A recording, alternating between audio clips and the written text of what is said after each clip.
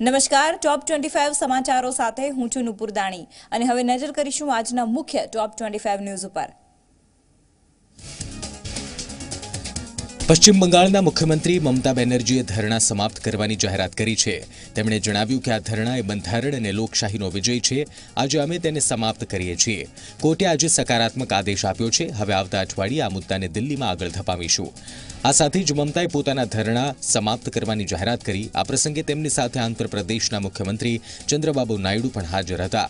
મમતા બેનર્જીએ મંચ પરથી જણાવ્યું કે તેઓ તમામ એજન્સીઓ પર નિયંત્રણ મેળવવા માંગે છે, જેમાં રાજ્ય સરકારની એજન્સીનો પણ સમાવેશ થાય છે। વડાપ્રધાને દિલ્હીમાંથી રાજીનામું આપી દેવું જોઈએ અને ગુજરાત પાછા જતા રહેવું જોઈએ। દિલ્હીમાં એક વ્યક્તિની સરકાર, એક પક્ષની સરકાર છે।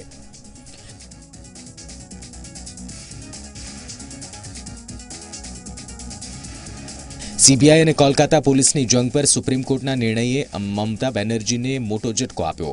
શારદા કૌભાંડની તપાસને લઈ સુપ્રીમ કોર્ટે કોલકાતા પોલીસ કમિશનર રાજીવ કુમારને सीबीआईની સામે હાજર થવાના આદેશ આપ્યા। કુમારને શિલોંગ સ્થિત सीबीआई ઓફિસમાં હાજર થવાનું રહેશે। કોર્ટે તે પણ સ્પષ્ટ કર્યું કે રાજીવની ધરપકડ ન કરવામાં આવે, એટલે કે છેલ્લા 2 દિવસથી ચાલી રહેલું ઘમાસાણ હવે થોડું શાંત પડ્યું। શારદા કૌભાંડની તપાસને લઈ સુપ્રીમ કોર્ટે કોલકાતા પોલીસ કમિશનર રાજીવ કુમારને सीबीआईની સામે હાજર થવાના આદેશ આપ્યા।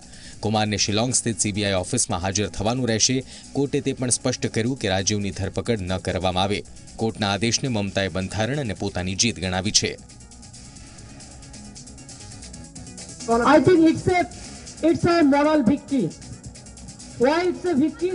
We said we have a great respect for the judiciary and the media and all the institutions. CBI का ये मानना था कि जो हमारा फेडरल स्ट्रक्चर है उसको ये कुठाराघात किया जा रहा है और जो हमारे पास जो अधिकार हैं सीबीआई को उनका हनन हो रहा है और सीबीआई केवल पूछताछ के लिए गई थी और सुप्रीम कोर्ट के डायरेक्शन पे ये सारा इन्वेस्टिगेशन चल रहा है। वहीं वेस्ट बंगाल गवर्नमेंट का कहना था कि इसमें अरेस्ट करने की नीयत से, उनको षड्यंत्र करने की नीयत से एक राजनीतिक एक तरीके से गए हैं वो लोग और 1 साल के बाद नोटिस इशू हुआ पूछताछ के लिए।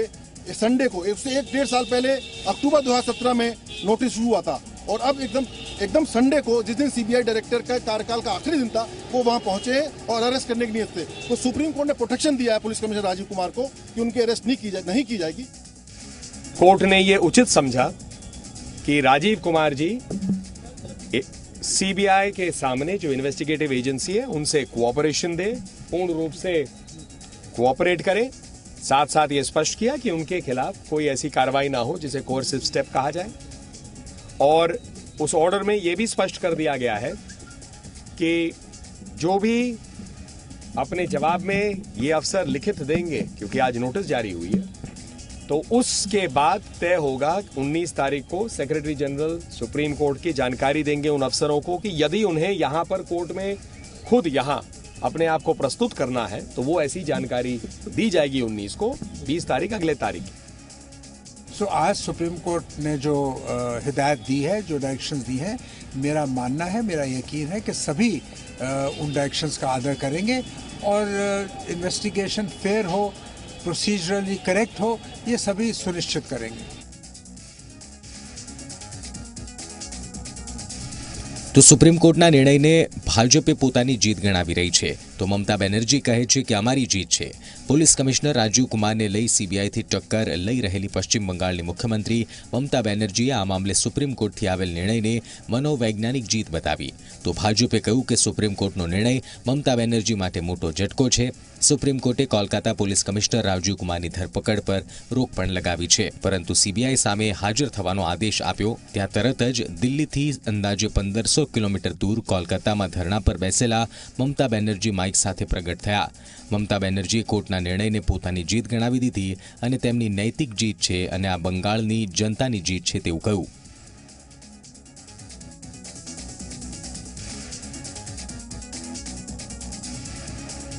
પશ્ચિમ બંગાળમાં ભાજપ અને મુખ્યમંત્રી મમતા બેનર્જી વચ્ચે રાજકીય ઘમાસાણ વધ્યું। પહેલા રવિવાર યોગીના હેલિકોપ્ટરને મમતા બેનર્જીની સરકારે અનુમતિ ન આપી હતી, ત્યારે યોગી આદિત્યનાથે ફોન પરથી જ સભાને સંબોધી હતી। ત્યારે આ વખતે તેમનું હેલિકોપ્ટર ઝારખંડ બંગાળના બોર્ડર પાસે ઉતર્યું અને ત્યાંથી રોડ મારફતે યોગી આદિત્યનાથ પશ્ચિમ બંગાળ પહોંચ્યા હતા। યોગી આદિત્યનાથે બંગાળના પુરુલિયામાં એક જનસભાને સંબોધી. યોગી આદિત્યનાથે કહ્યું કે શ્યામપ્રસાદ મુખર્જી આ બંગાળની ધરતીના છે, એટલે બંગાળની ધરતી તો ભાજપની ધરતી હોવી જોઈએ. યોગી આદિત્યનાથ આટલેથી જ ન અટક્યા અને શારદા ચીટફંડ કૌભાંડને લઈ મમતા બેનર્જી પર આકરા પ્રહાર કર્યા. તેઓએ મમતા બેનર્જીને સવાલ કરતા કહ્યું કે તમે ભ્રષ્ટ અધિકારીઓ માટે ધરણા પર કેમ બેઠા છો?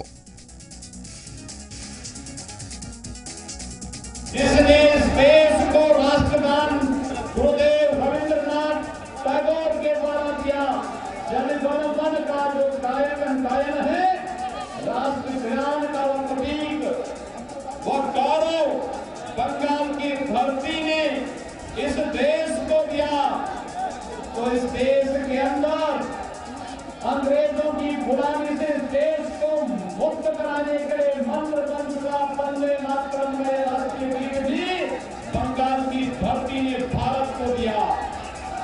मित्रों, मुझे आश्चर्य होता है कि बंगाल की धरती तो वास्तव में भारतीय जनता पार्टी की धरती होनी चाहिए। यहाँ की मुख्यमंत्री शारदा चीट फंड घोटाले से जुड़े हुए एक भ्रष्ट अधिकारी को बचाने का कार्य कर रही है। हम धन्यवाद देना चाहेंगे देश के सुप्रीम कोर्ट को। आज भी सुप्रीम कोर्ट ने कहा है कि जिस भ्रष्ट अधिकारी को बचाने का कार्य सुश्री ममता बनर्जी कर रही थी, आज कोर्ट ने कहा कि सीबीआई के पास जाना चाहिए उन्हें, और यहाँ नहीं शिलोंग में जाकर के हाजिरी लगाएं। सीबीआई कोर्ट में वो राज को खोले कि शारदा चीट फंड घोटाले में कौन कौन लोग जिम्मेदार हैं। तो इतना बीजेपी नेता मोदी 2 मीटिंग करके गया, राजनाथ 6 मीटिंग करके गया एक वीक में, जोगी भोगी करके गया, उसको सिटी पीटी के है वो करके गया। तो इतना मीटिंग करने का बात ही बोलता है, मीटिंग करने नहीं देता है। इतना डरफुक है, कॉमोडाइज है, झूठा बात है।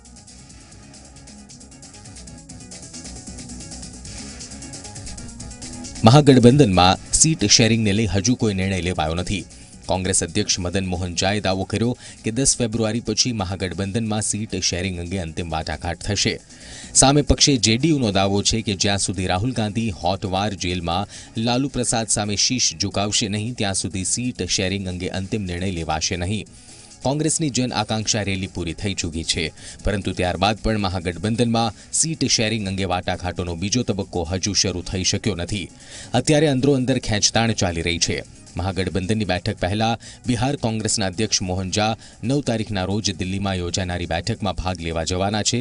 આરજેડીના રાષ્ટ્રીય ઉપાધ્યક્ષ શિવાનંદ તિવારીએ જણાવ્યું કે સીટ શેરિંગના મુદ્દે કોઈપણ ગઠબંધનનું ચિત્ર હજુ સ્પષ્ટ નથી. એનડીએમાં જ જેડીયુ અને એલજેપી વચ્ચે સીટ શેરિંગનો મામલો ફસાયેલો છે. કઈ બેઠક પર કયા પક્ષનો ઉમેદવાર રહેશે વાત પણ નક્કી કરવાની બાકી છે. મહાગઠબંધનમાં જે પ્રકારે ખેંચતાણ ચાલી રહી છે એ જોતા એવું લાગી રહ્યું છે કે આ સંઘ કાશીએ પહોંચશે નહીં.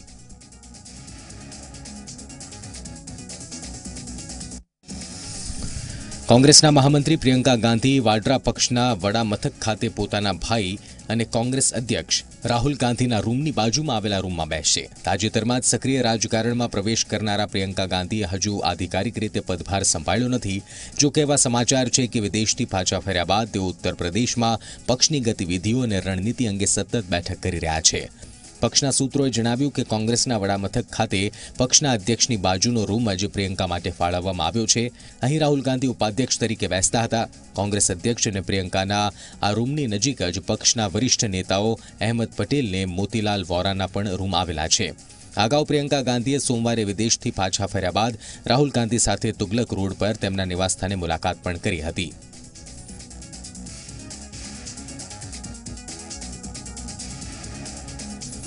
બેંકના કરોડો રૂપિયા લઈ ફરાર થઈ જનારા ભાગેડુ વિજય માલ્યાને ભારત લાવવા માટે માર્ગ મોકળો થઈ રહ્યો છે. વિજય માલ્યાને ભારત લાવવા માટે યુકે સરકારની મંજૂરી મળી ગઈ છે. ત્યારે ભારતની આ એક મોટી કૂટનીતિક જીત છે. જો કે આમ છતાંય પ્રત્યાર્પણ પ્રક્રિયામાં મહિનાઓથી માંડીને 1 વર્ષ સુધીનો સમય લાગી શકે છે. એટલે માલ્યાને ભારત લાવવો હજુ પણ એટલું આસાન નથી. માલ્યાને આ નિર્ણય સામે અપીલ કરવા માટે 14 દિવસનો સમય આપવામાં આવ્યો છે અને જો માલ્યાએ અપીલ ન કરી તો યુકે સરકારના આદેશ જાહેર કર્યાના 28 દિવસની અંદર માલ્યાનું પ્રત્યાર્પણ કરી દેવાશે. બીજી બાજુ પોતાના પ્રત્યાર્પણને લઈ માલ્યાએ કહ્યું કે તેઓ આ નિર્ણયના વિરુદ્ધમાં અપીલ કરશે. માલ્યાએ ટ્વીટ કરી કહ્યું કે 10 ડિસેમ્બર 2018 એ વેસ્ટમિનિસ્ટર કોર્ટના નિર્ણય બાદ તેઓએ અપીલ કરવાની ઈચ્છા વ્યક્ત કરી હતી.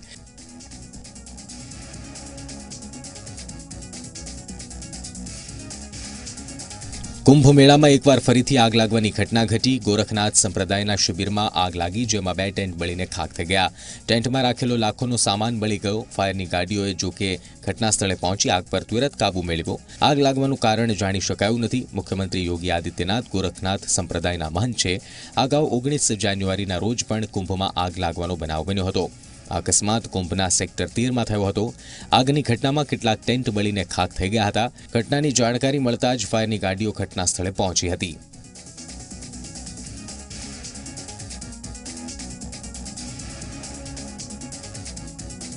કર્ણાટકના મૈસૂરમાં સુત્તુર મઠમાં ફુગ્ગામાં અચાનક આગ લાગી. સુત્તુર મઠમાં કુશ્તી ટુર્નામેન્ટની શરૂઆત થઈ રહી છે અને તેના માટે સમારોહ યોજવામાં આવ્યો હતો. જે સમારોહમાં અચાનક જ હિલિયમ ભરેલા ફુગ્ગાઓમાં આગ લાગતા ગભરાટનો માહોલ ફેલાયો હતો અને લોકો દોડાદોડી કરવા લાગ્યા હતા. આ ઘટનામાં 3 લોકો દાઝી ગયા તો શિવરાત્રી દેશી કેન્દ્ર સ્વામીજી આ સમારોહનો પ્રારંભ કરાવી રહ્યા હતા, જેમનો આ બાદ બચાવ થયો છે. શિવરાત્રી સ્વામીજીના સમારોહના મુખ્ય અતિથિ હતા.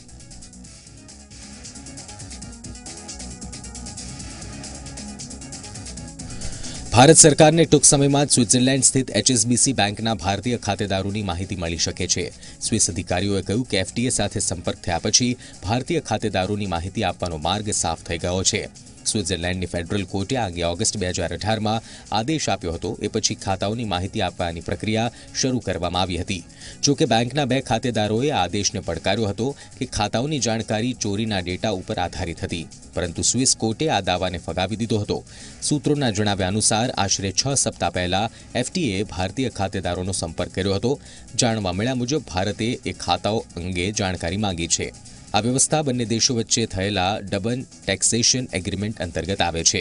વર્ષ 2011માં ફ્રાન્સના અધિકારીઓએ ભારત સરકારને એ 628 ભારતીયોની યાદી આપી હતી, જેમના HSBC બેંકમાં ખાતા છે. તો 2015માં એક તપાસમાં બહાર આવ્યું હતું કે આવા ખાતેદારોની સંખ્યા 1195 છે.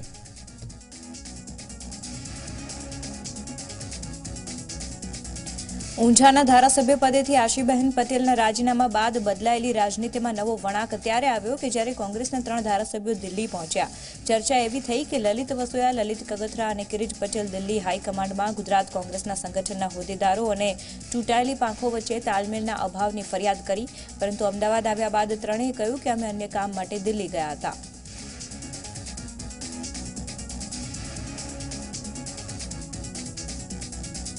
જાતની તમને બહુ સ્પષ્ટ ભાષામાં કહી દઉં, એક પણ પૈસા બહાર અમારી કોઈ રજૂઆત નથી, અમારી કોઈ નારાજગી નથી, અમને કોઈ પાર્ટી સાથે વાંધો નથી. અમને પાર્ટીમાં કેમ આ 26 સંસદની સીટ જીતી શકાય એના પ્લાનિંગમાં અમારે ક્યાંય પણ સૂચન કરવાનું હતું તો એ સૂચન માત્ર કર્યા છે. અને આવતા દિવસોમાં કેવી તાકાતથી લડી શકાય ભાજપ સામે એ માત્ર એક જ ધ્યેય છે. 1 વીક પહેલા જવાનું નક્કી હતું અને ટિકિટ પણ 1 વીક પહેલા બુક કરાવી છે. મીડિયાને પણ આપી છે ટિકિટ. ત્યાં જઈને પાર્ટીના સૌ મોવડીઓને મળ્યા છીએ. અમે જે કાંઈ લોકસભાની ચૂંટણી બાબતે ચર્ચાઓ કરવાની હતી એ ચર્ચાઓ કરી છે.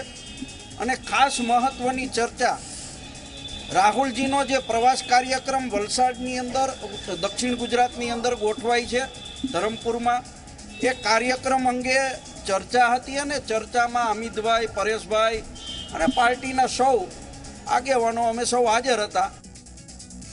નહીં, એવી પાર્ટીએ કોઈ જવાબદારી આપી નથી, પરંતુ આશાબેન છે એ મારી, લલિતભાઈની, કિરીટભાઈની, અમારા સૌ પાટીદાર ધારાસભ્યોની એકદમ નજીક છે. અને અમે બેન તરીકે, દીકરી તરીકે અમારી સાથે જ ગ્રુપમાં રહેતા. સ્વાભાવિક છે આ બહેનો એટલે સૌથી સારા બેસ્ટ પ્રયત્નો અમારે જ કરવાના હોય. અમે સૌએ બેસ્ટ પ્રયત્નો કર્યા છે. આશાબેન ગુજરાતની બહાર ઉજ્જૈન ગયા છે, આવશે, ફરીથી બેસશું. અને અમારા પ્રયત્નો એવા હશે કે ભારતીય જનતા પાર્ટીની અંદર આશાબેન ના જોડાય. હાર્દિક પટેલ ગુજરાતનો ઉભરતો યુવા નેતા છે. અત્યાર સુધી કોઈ પણ રાજકીય પાર્ટીની અંદર હાર્દિક પટેલ જોડાયો નથી. એના આંદોલનના નજીકના સાથી તરીકે અમે સૌએ કામ કર્યું છે, એટલે અમે એવું ઈચ્છીએ ખરા, પણ કોંગ્રેસની અંદર આવીને એની ઈચ્છા હોય તો લોકસભાની ચૂંટણી લડે, પરંતુ હાર્દિક સાથે કોઈ પણ પ્રકારની વાત નથી થઈ, એટલે આ મુદ્દે કાંઈ કહેવું એ યોગ્ય નથી. મારો જે પ્રશ્ન હતો પાટણના વિકાસનો, પાટણ સિટીની અંદર જે વીજળીકરણ છે એને અંડરગ્રાઉન્ડ કરવા માટે કેન્દ્ર સરકારનો 110 કરોડ રૂપિયાનો પ્રોજેક્ટ હતો, એ છેલ્લા 1 વર્ષથી અટવાયેલો પડ્યો છે. એના માટે હું કહ્યો હતો, લલિત કાકા પણ એમના કામે બધા ધંધાના કામે ગયા હતા, પણ એક દિવસનો અમારી જોડે સમય હતો એટલે અમે ત્યાં મળ્યા, રાજીવ સાતવજીને પણ મળ્યા, અને લલિત કાકાએ કહ્યું એ રીતે આગામી સમયની અંદર અમારા અધ્યક્ષ માનનીય રાહુલ ગાંધી ગુજરાતની અંદર આવી રહ્યા છે, ત્યારે એમની રેલી અને સભા કઈ રીતે સફળ થાય અને આગામી ચૂંટણીની અંદર કોંગ્રેસને કઈ રીતે ફાયદો થાય એની માત્ર ઔપચારિક ચર્ચા કરી છે. કોંગ્રેસે લોકસભાની ચૂંટણી માટે અભિયાન તેજ કરી દીધું છે, જેમાં ચૂંટણીને લઈને 43 સભ્યોની સમિતિઓની જાહેરાત કરી છે, જેમાં પ્રદેશ ચૂંટણી સમિતિમાં 28 સભ્યોનો સમાવેશ કરવામાં આવ્યો છે. વિવિધ સમિતિઓની વાત કરીએ તો ચૂંટણી સમિતિમાં રાજીવ સાતવ ચેરમેન છે, જ્યારે અમિત ચાવડા કન્વીનર છે. આ સિવાય અન્ય સભ્યોમાં પરેશ ધાનાણી, અહમદ પટેલ, દીપક બાબરિયા, મધુસૂદન મિસ્ત્રી, ભરતસિંહ સોલંકી, અર્જુન મોઢવાડિયા, સિદ્ધાર્થ પટેલ અને અલ્પેશ ઠાકોરનો સમાવેશ થાય છે. ચૂંટણી સંકલન સમિતિમાં રાજીવ સાતવ ચેરમેન છે, જ્યારે અમિત ચાવડા કન્વીનર છે. આ સિવાય અન્ય સભ્યોમાં પરેશ ધાનાણી, અહેમદ પટેલ, દીપક બાબરિયા, મધુસૂદન મિસ્ત્રી, ભરતસિંહ સોલંકી, અર્જુન મોઢવાડિયા, શક્તિસિંહ ગોહિલ, મોહન રાઠવા, તુષાર ચૌધરી અને જગદીશ ઠાકોરનો સમાવેશ કરાયો છે.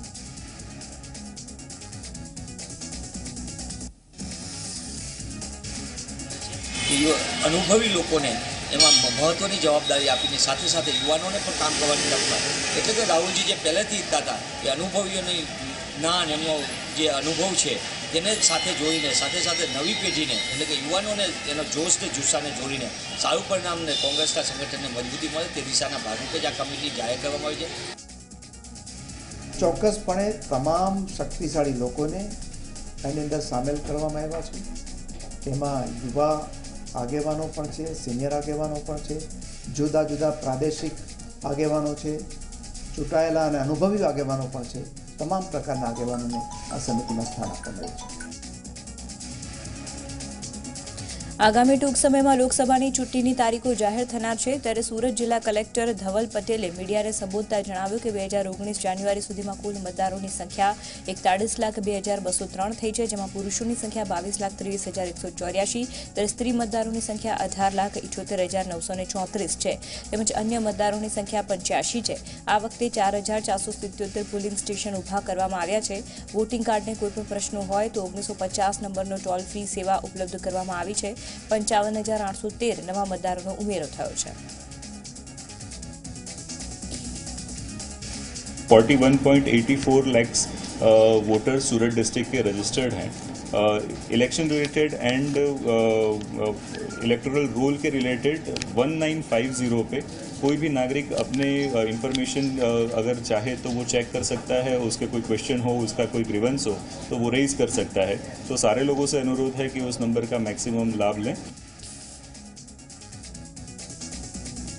મન કી બાતની સફળતા પછી આગામી લોકસભાની ચૂંટણીમાં ભારતના લોકમાનસમાં જરૂરી સૂચનો માટે ભાજપે સંકલ્પ યાત્રા શરૂ કરી છે, જેને મુખ્યમંત્રી વિજય રૂપાણીએ 26મી સંકલ્પ રથને પ્રસ્થાન કરાવ્યું છે. આ કાર્યક્રમ થકી 10 કરોડ લોકો સીધી રીતે જોડાશે તેવો દાવો કરવામાં આવ્યો છે. આ રથ જ્યાં ફરશે ત્યાં 7500 પેટીઓ અલગ અલગ સ્થાન ઉપર મુકાશે, જેમાં સૂચનપત્રના માધ્યમથી પોતાનું સૂચન પહોંચાડી શકાશે.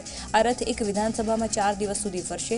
રથને પ્રસ્થાન કરાવ્યા પછી મુખ્યપ્રધાન વિજય રૂપાણીએ જણાવ્યું કે ભાજપ માત્ર ઘોષણાપત્ર વાયદાઓ કરવા માંગતી નથી. સંકલ્પપત્રમાં 12 જેટલા અલગ અલગ વિષયો લેવામાં આવ્યા છે. આ સિવાય ટોલ ફ્રી નંબર, સૂચન બોક્સ, ટેબ્લેટ મારફતે લોકોની વાત ભાજપ સાંભળશે અને તેના આધારે સંકલ્પપત્ર તૈયાર કરવામાં આવશે. આ દેશની રાજનીતિમાં પાર્ટી પોતે જ કાર્યાલયમાં બેસીને ઘોષણાપત્ર બનાવતું હતું. એને બદલે જનતા વચ્ચે જઈને જનતાના સૂચનો લઈ એના સપનાના આકાંક્ષાઓ પૂરા કરવા માટે આખી એક નવી પ્રકારનો કાર્યક્રમ કે પ્રજા વચ્ચે જવું, અને એના માટે પ્રત્યેક લોકસભામાં એક રથ મોકલવામાં આવશે. તૈયારી રૂપે આ પ્રકારે આજથી ગુજરાતમાં 26 રથ એને પ્રસ્થાન કરાવીએ છીએ અને 26 રથો લોકો વચ્ચે જઈ અને ગુજરાતની જનતા જે ઈચ્છતી હશે એ ભારતીય જનતા પાર્ટીના સર્વોચ્ચ નેતા નરેન્દ્રભાઈની સીધું લોકોને પાસે સૂચનો પહોંચશે અને એના આધાર ઉપર ભવિષ્યમાં આપણો સંકલ્પપત્ર બનશે. એપીએલ પરિવારોને કેરોસીન આપવાનો મુખ્યમંત્રીએ નિર્ણય કર્યો છે. સબસિડી સાથે 4 લીટર કેરોસીન રેશન કાર્ડ દીઠ આપવામાં આવશે. કેરોસીન જાહેર વિતરણ વ્યવસ્થા અંતર્ગત મુખ્યમંત્રીએ આ નિર્ણય કર્યો છે. ત્યારે મુખ્યમંત્રીના નિર્ણયથી રાજ્યના 47 લાખ પરિવારોને લાભ થશે. ગ્રામીણ અને અંતરિયાળ વિસ્તારોમાં મોટા પ્રમાણમાં એપીએલ રેશન કાર્ડ ધારકો વસવાટ કરી રહ્યા છે, જેમની પાસે રાંધણ ગેસનું જોડાણ નથી. કેરોસીનનો જથ્થો આપવાનું થોડા સમયથી બંધ કરવામાં આવ્યું હતું, પરંતુ જરૂરિયાતમંદ લોકોએ ફરીથી આ કેરોસીનનો જથ્થો આપવાની રજૂઆત કરતા મુખ્યમંત્રી વિજય રૂપાણીએ ચાલુ મહિનાથી જ રેશન કાર્ડ દીઠ 4 લીટર કેરોસીન આપવાનો નિર્ણય લીધો છે. 8 મહાનગરપાલિકામાં આવતા વિસ્તારો સિવાયના વિસ્તારોમાં રહેતા અને એપીએલમાં આવતા લોકોને આ કેરોસીન આપવામાં આવશે.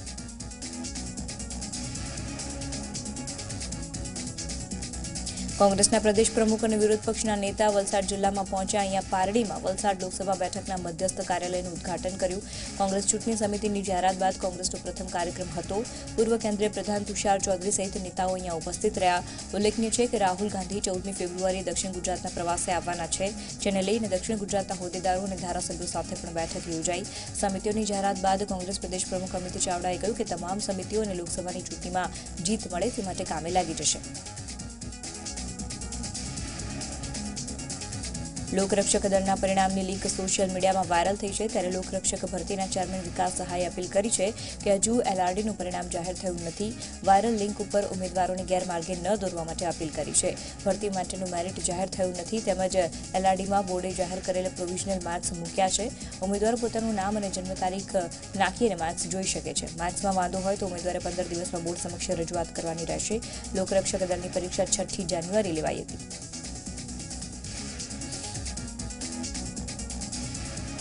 અલ્પેશ કથિરિયાનો ઓડિયો વાયરલ થયો છે. ઓડિયોનું ઝી 24 કલાક પુષ્ટિ કરતું નથી. ત્યારે અલ્પેશે આક્ષેપ કર્યો છે કે તેને ખોટી રીતે હેરાન કરવામાં આવે છે. ત્યારે ક્રાઇમ બ્રાન્ચની ટીમ અલ્પેશ કથિરિયાના ગામે પહોંચી. અમરેલીના ગોખરવાડા ખાતે ટીમ પહોંચી અને અલ્પેશના સંબંધીઓની પોલીસે પૂછપરછ કરી. પોલીસે ગામના સરપંચની પણ શોધખોળ શરૂ કરી.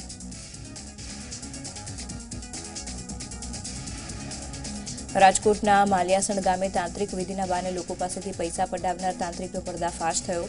અર્જણભાઈ નામના વાંકાનેર તાલુકાનો વતની એવો આ વ્યક્તિ માલિયાસણ ગામે લાંબા સમયથી પોતાના ઘરે માતાજીનો મઢ બનાવીને દાણા નાખતો હતો. આ ભૂવો લોકોને તમામ પ્રકારના દુઃખ દર્દ દૂર કરવાનો દાવો કરતો હતો. જેમના લગ્ન ન થતા હોય તેમના લગ્ન કરાવી આપવા, જૂના દર્દ દૂર કરવા, અસાધ્ય બીમારી મટાડવા, પિતૃ કાર્ય કરવા જેવા અનેક કામો આ ભૂવો કરતો અને બદલામાં 1000 થી 20,000 એટલે કેટલાક કિસ્સામાં 51,000 જેટલી મોટી રકમ વસૂલતો.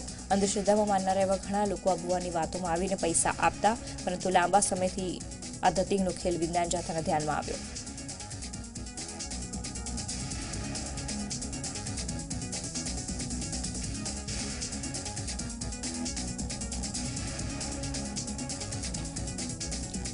રાજકોટમાં ગેરકાયદે બંદૂકનું વેચાણ કરતા શખ્સને ઝડપી લેવામાં આવ્યો. એસઓજીએ રાજુ ઉર્ફે ડિમ્પલ યાદવની ધરપકડ કરીને તેની પાસેથી 2 દેશી તમંચાની જીવતી કારતૂસ જપ્ત કરી. ઝડપાયેલો શખ્સ રાજુ આ પણ જુદા જુદા ગુનાઓમાં ઝડપાઈ ચૂક્યો છે. અમદાવાદ કોર્પોરેશને બાકી પ્રોપર્ટી ટેક્સ મામલે કડક કાર્યવાહી કરી છે. એએમસીએ વધુ 1144 મિલકતો સીલ કરવામાં આવી છે. એએમસીના 7 ઝોનમાં સામૂહિક કાર્યવાહી કરવામાં આવી છે. ઉત્તર ઝોનમાં 133, ઉત્તર ઝોનમાં 124, દક્ષિણમાં 232, પૂર્વમાં 78 મિલકતો સીલ કરવામાં આવી છે, તો પશ્ચિમ ઝોનમાં 341, ઉત્તર પશ્ચિમ ઝોનમાં 175 અને દક્ષિણ પશ્ચિમ ઝોનની 61 મિલકતો સીલ કરવામાં આવી છે. આ સીલિંગની કાર્યવાહી આગામી દિવસોમાં પણ ચાલુ રહેશે. દ્વારકામાંથી નાફેડના 2 કોન્ટ્રાક્ટ કર્મચારીઓ લાંચ લેતા રંગે હાથે ઝડપાયા. ₹3000ની લાંચ લેતા તેઓ રંગે હાથે ઝડપાયા. મગફળીનું સેમ્પલ પાસ કરવા માટે લાંચ માંગી. દેવભૂમિ દ્વારકા એસીબીએ છટકું ગોઠવી અને ઝડપી પાડ્યા.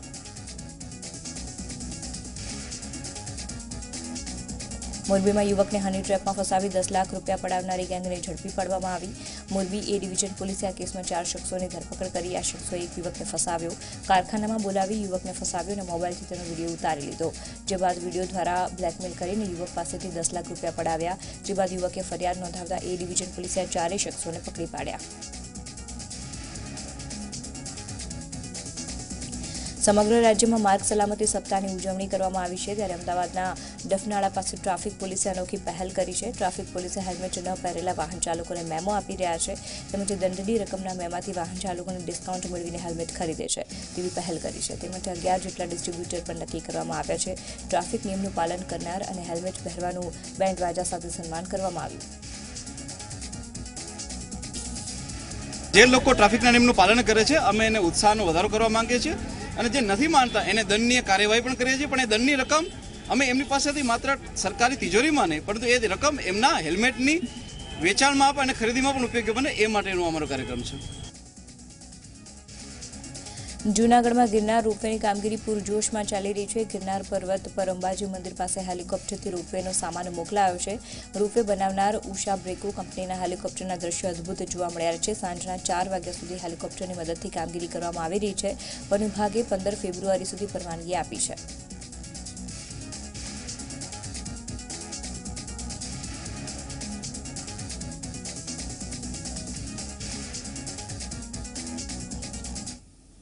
તો આ હતા અત્યાર સુધીના ટોપ 25 સમાચાર. વધુ સમાચાર માટે અમારા સહયોગી ઝિલન આપના સુધી જોડાશે. હાલ મને એટલે કે નુપુર દાણીને રજા આપશો. નમસ્કાર.